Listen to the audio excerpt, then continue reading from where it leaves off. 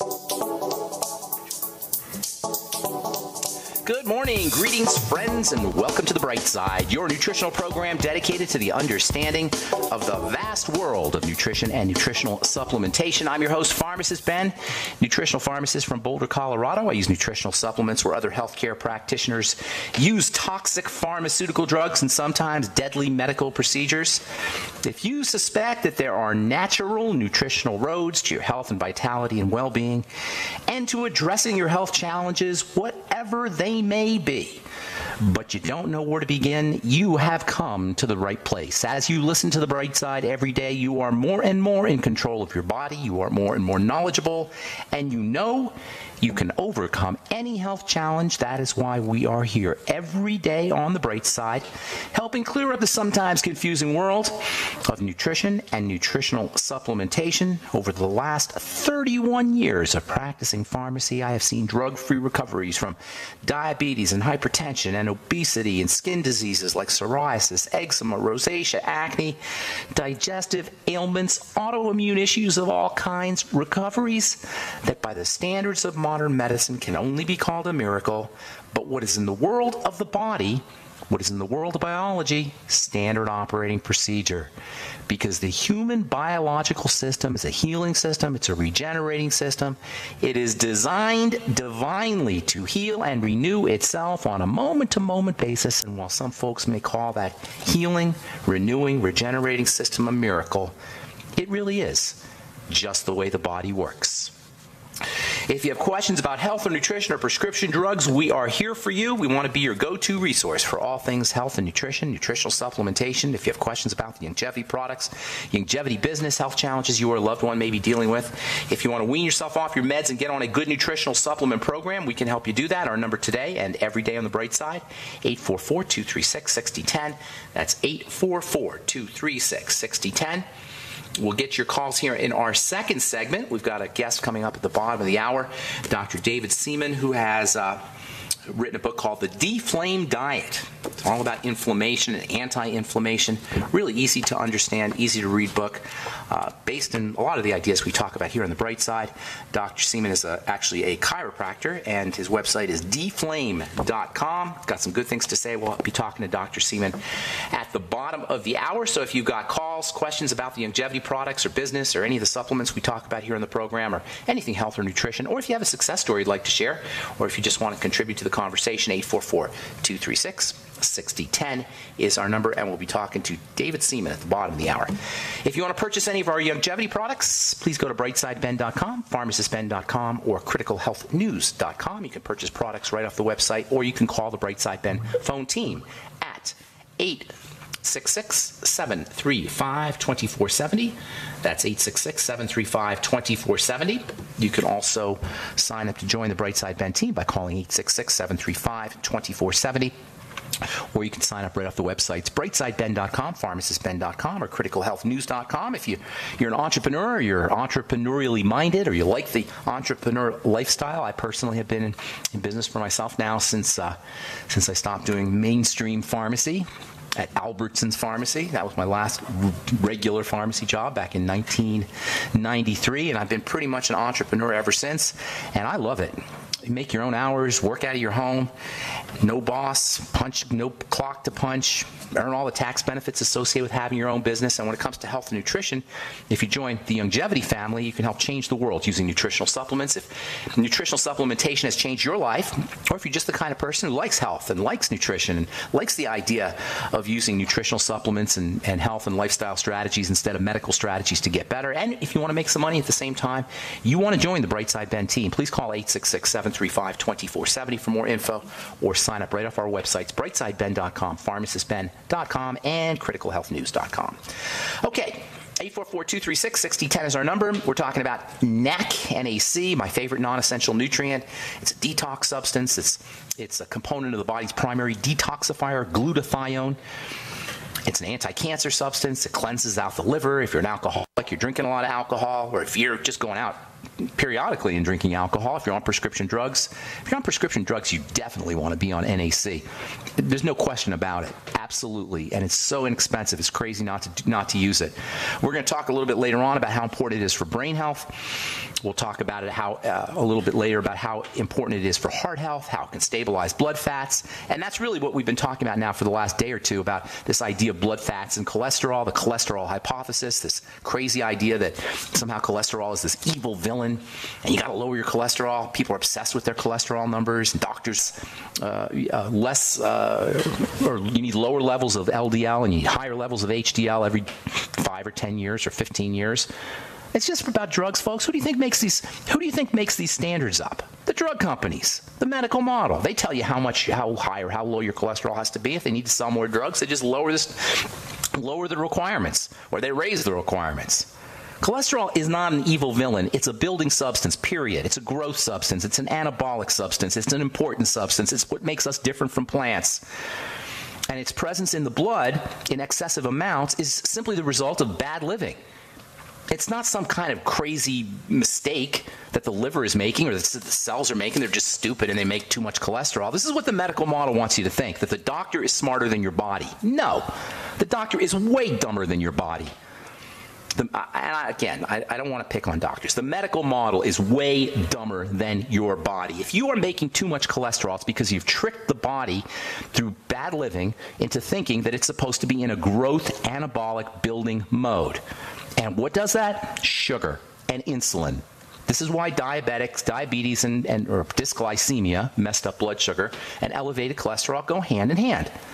Diabetics all know this. And the good news is when you stop eating the sugar, not only does your blood sugar drop, not only will your insulin levels drop, but your cholesterol will drop too. Test it out yourself. Go keto. Go low carb. Go paleo. Keep in mind, too much protein will get turned into sugar, and that will elevate your cholesterol, so you got to be careful there. But just reduce your caloric intake and your intake of fast-burning carbs. Your cholesterol will drop like a stone without a doctor. Or use chromium and vanadium and niacin, nutrients that help the body process sugar. And again, your cholesterol will drop like a stone. No statins required, no pharmacist required, no doctor required, no medical model required. And this is really the bottom line here, folks. The medical model is not our friend unless you're dealing with some kind of emergency condition. And again, there is a place for medical treatment, obviously, for infections, for emergencies, for catastrophic kinds of things. But when it comes to primary care, when it comes to biological markers for long-term disease, for risk management, it's not a doctor issue. And nothing exemplifies this craziness of medicalization. That's what it's really called, is medicalization. A guy named Thomas Saz, S-Z-A-Z, has written a lot of books on medicalization. It's this creeping nature of medicine, how it inserts ourselves into our lives. Not just for emergencies and for infections, now to tell us to put our seatbelts on. That's what medicalization is. It's the nanny state. It's this idea that we are too stupid, our body is too stupid, we need doctors, we need a medical professional, we need medicine. Check with your doctor. Make sure you check with your doctor. Make sure you ask your doctor. My doctor ordered me. My doctor told me. It's this idea that we are too stupid to do it ourselves and that our body is too stupid to handle its own business. Not true, and it doesn't serve us. And when it comes to cholesterol, once we understand how valuable this molecule is, once we understand that statin mania is counterproductive, it's anti-health, and once we understand that the reason it's being dispensed to everybody and that they want everybody over the age of 60 or 70 to take it is not because of us, it's because of them, so they can make more money. Once we understand all of this stuff, then we're going to know, then we'll really understand how anti-humanity, the institution, the pharmacomedical institution is. Cholesterol is critical. It is estrogen, it's testosterone, it is cortisol, it is vitamin D. Yesterday I said most people will tell you, well, cholesterol gets turned into vitamin D and cortisol and testosterone. That's not a healthy way of looking at it, in my opinion. It is cholesterol, it is vitamin D, it is cortisol, it is testosterone, and suppressing it means you suppress all of those hormones. It's growth and repair and anabolic. It's building. Once you suppress your cholesterol production, you suppress growth and repair. You suppress anti-aging. All right. I'm Pharmacist Ben. 844-236-6010 is our number. You're listening to The Bright Side on the Genesis Communication Network. We'll be back right after this.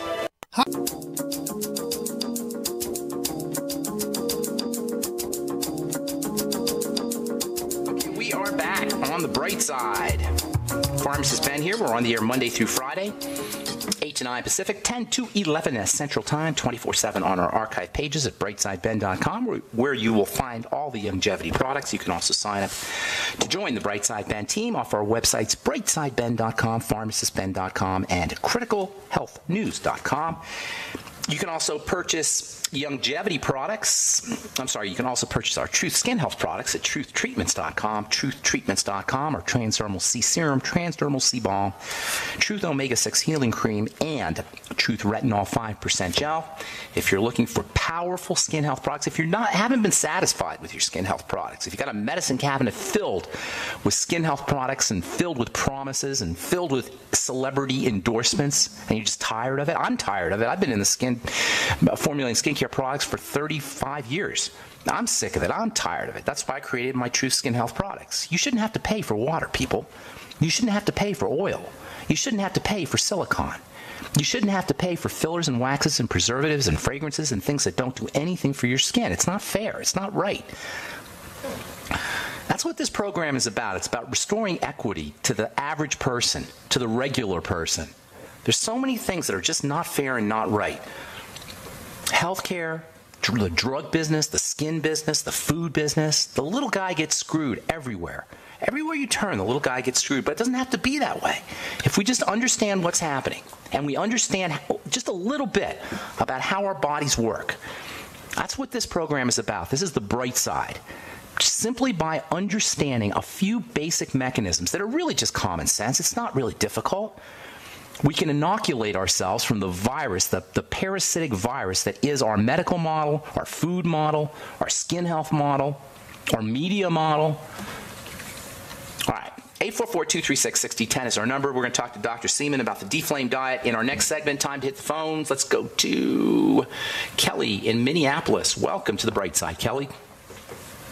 Hi there. Thank you so much for taking my call. Sure. What's going on? So my son is going through puberty, and for the last 3 years, he's had gynecomastia. Oh, no. And is he eating? Sorry? That's not a good thing. He shouldn't have gynecomastia. Enlarged male breasts, gynecomastia, that's what that means. That's a sign that he's getting too much female hormone somewhere. Unfortunately, not all that uncommon, because female hormone is a waste product of a lot of industrial processes, and soy can act like a xenoestrogen or a fake estrogen, if you will. He should be producing testosterone. First thing you want to get him, if he's probably carrying too much body fat.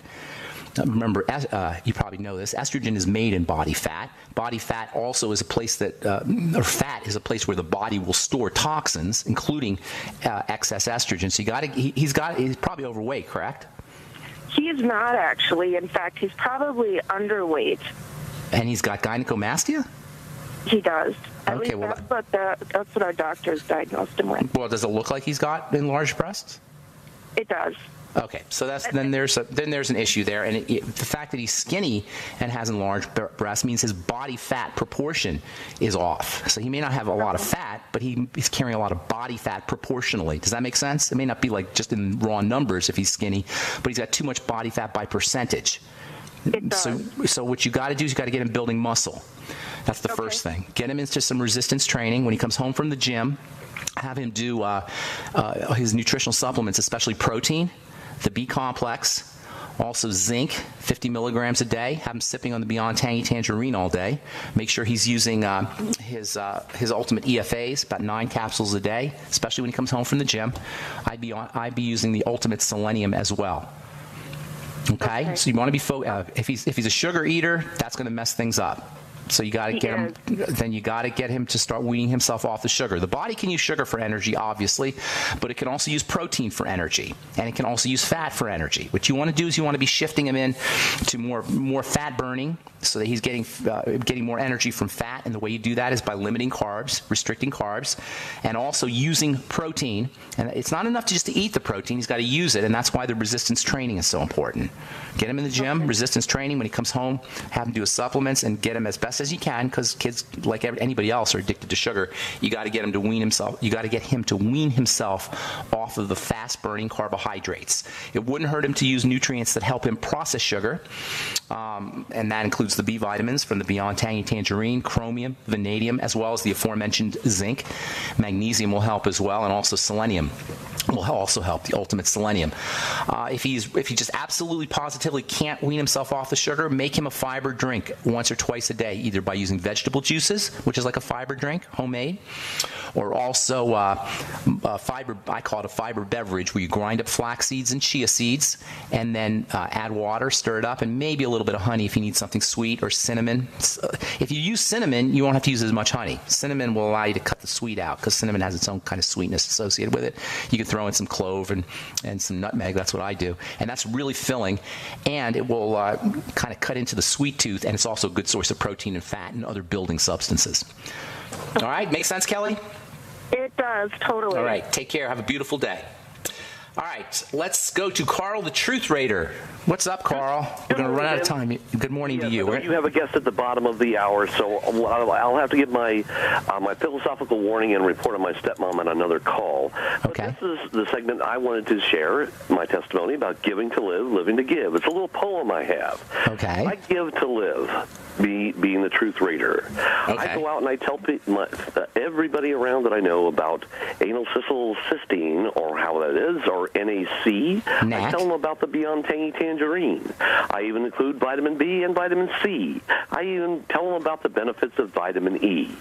But when I go out to the world, my purpose is to make everybody well. Now, when I go to court, I bring in the Bill of Rights and Constitution and the true nature of the rule of law. I give them hell. I break down their statutory codes. So that's what I do, and that's all I have to tell. All right. Well, thank you so much, and we appreciate you, Truth Raider. Have an awesome day, buddy. Good to talk to you. Oh, I'm sorry. I'm sorry, Truth Raider. Cut you off there. All right, Don in Atlanta, you get the last word. What's going on, my friend? Oh, did we lose Don? Don, you there? Oh, I don't know if we lost Don. Do we have Don there, Blake? Hello. Oh, there. Hey, Don. Hey, sorry about that, Ben. No worries. Quick question. It's almost like a fill in the blank. Okay. Niacin does for blood pressure what blank does for the cardiovascular system. Niacin does for blood pressure what niacin does for the cardiovascular system. Same thing. The blood pressure is the cardiovascular system. All right, but if you want, if you're looking for, if you're trying to get me to, if you're trying to get out some nutrients for the heart, is that what you're thinking? Well, specifically, I've been waking up with a little bit of pressure in my chest. I'm not sure what that is, and I love the niacin, like sounds like it's blood pressure perfectly. No. First thing in the morning, you get a surge of stress hormone. This is a good thing. Cortisol is what wakes us up. So you may be getting a little bit too much. So what you want to do is you want to start doing some deep breathing with first thing in the morning. And I'm not saying 100% that's what this is, but that's what it sounds like. You may be getting a surge of cortisol, and that's causing your blood vessels to close up a little bit. That's one of the effects of cortisol. So could it be from exercising too late at night? Unlikely. Are you having problems sleeping at night? No. I'm out. You fall right asleep and you don't wake up in the middle of the night? I would say it has. I would be blaming cortisol. Deep breathing first thing in the morning, relaxation, anything you do to relax the body first thing in the morning. Vitamin E is also really neat for helping with cortisol. 400 IU a day. Got to move, Don. Call back tomorrow and we'll finish up if you like. Thank you for your call. Appreciate it. Got Don Seaman coming up, David Seaman coming up at the bottom of the hour.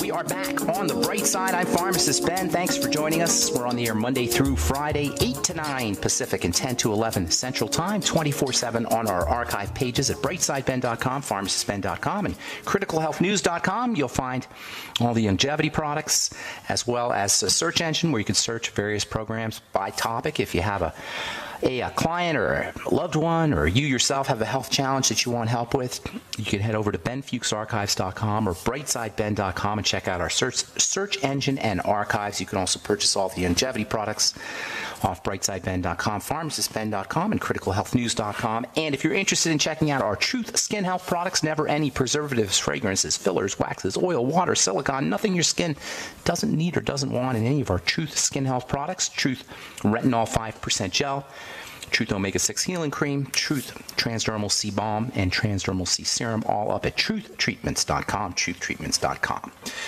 Okay, so I love talking to our guests. We always have interesting folks on the program today. We get to talk to Dr. David Seaman, who's got an interesting book out called The Deflame Diet.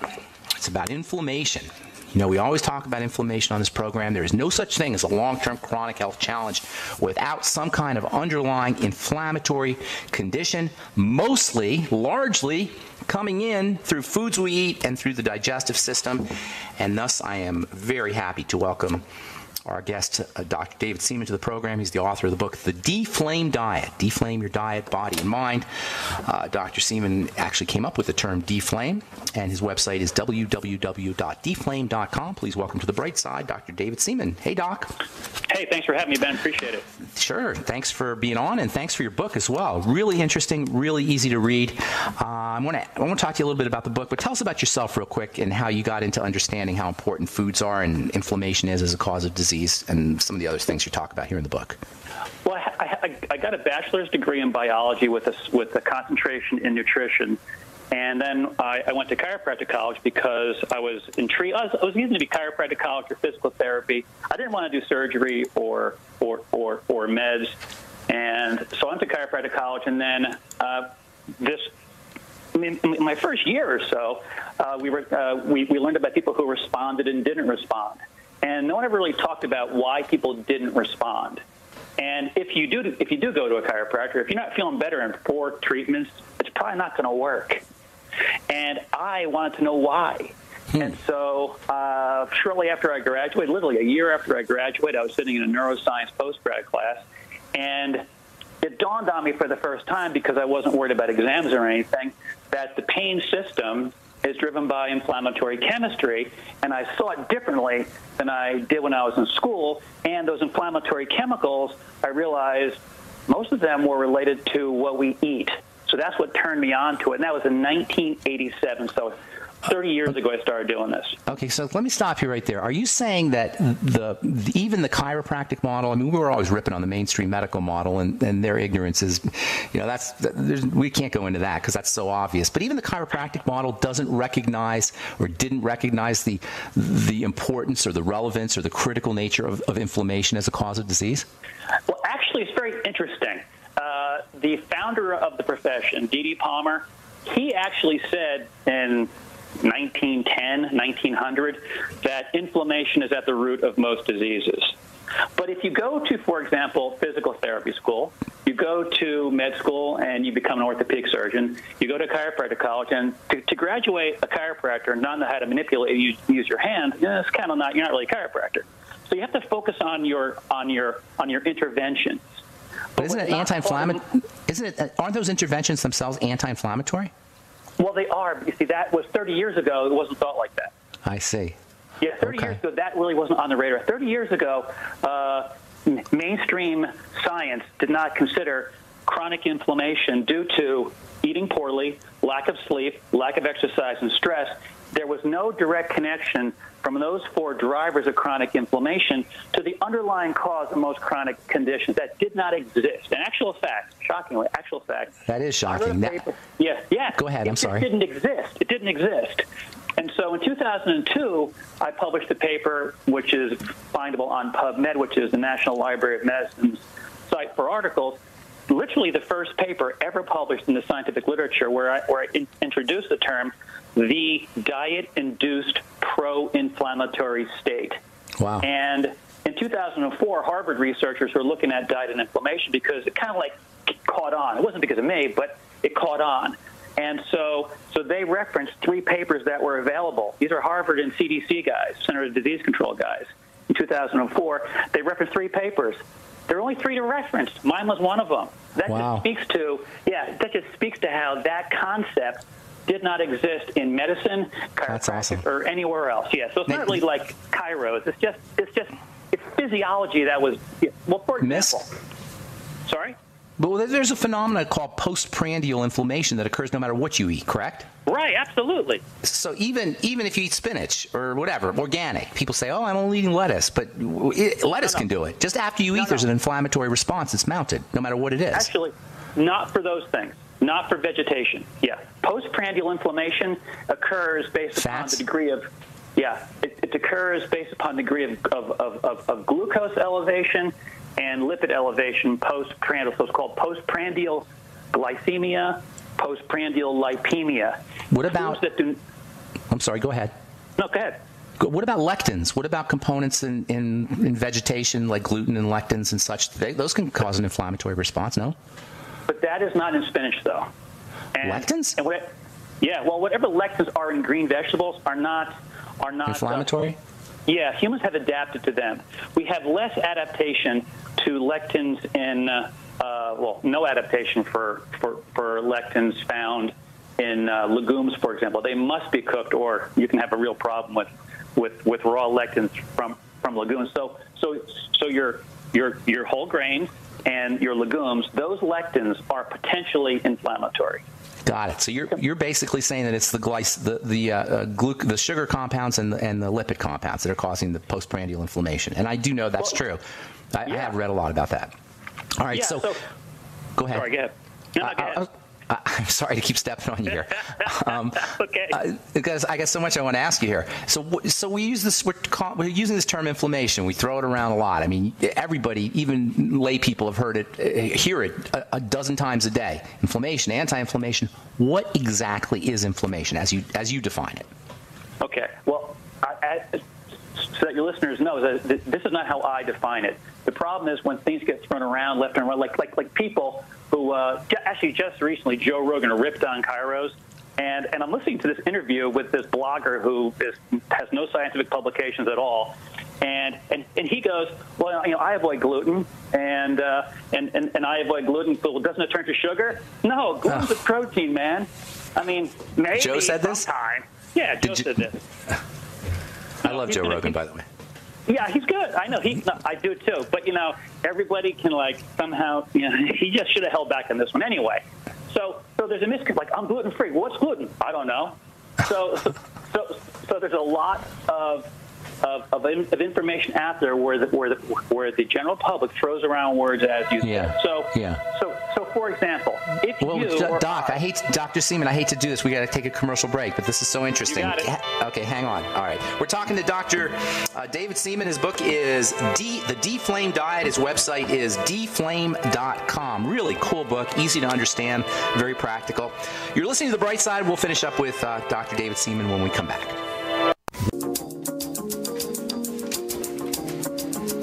Okay, we are back on The Bright Side talking to Dr. David Seaman about his book, The D-Flame Diet. Website is www.dflame.com. Okay, so Dr. Seaman, you there? Yes. All right, so continue on. We're talking about the word inflammation, and you were very astutely pointing out how we just throw words around glibly without knowing what they mean, and inflammation may fall into that category. So continue, please. Inflammation actually absolutely does fall in that category. So people wig out will this inflame me? Will that inflame me? If you take a young kid who's 22 years of age and he has a donut once or twice a day, that he will have or she will have a postprandial low-grade inflammatory reaction. But if the rest of the day is otherwise fine, they maintain their body weight, a donut a day is not a big deal. Now, I don't eat a donut a day, but my point is you don't have to be perfectly clean across the board because what happens is the biggest driver now let's just say that you maintained your body weight for 20 years on donuts. Odds are you're going to flame up. You just won't be overweight. Now, most people, of course, 2/3 of the adult population are overweight. And we're not overweight because of spinach and broccoli. That is for sure. We're not overweight because of having steak and broccoli and a baked potato. We're overweight because of the endless sugar, flour, and refined oil calories that we eat, that we basically have a low-grade addiction response to and think about eating all the time. People wake up in the middle of the night. If they do and they're hungry, what are they going to do? Grab salad? No, they're going to grab something sweet. How much of that is emotional? Huge.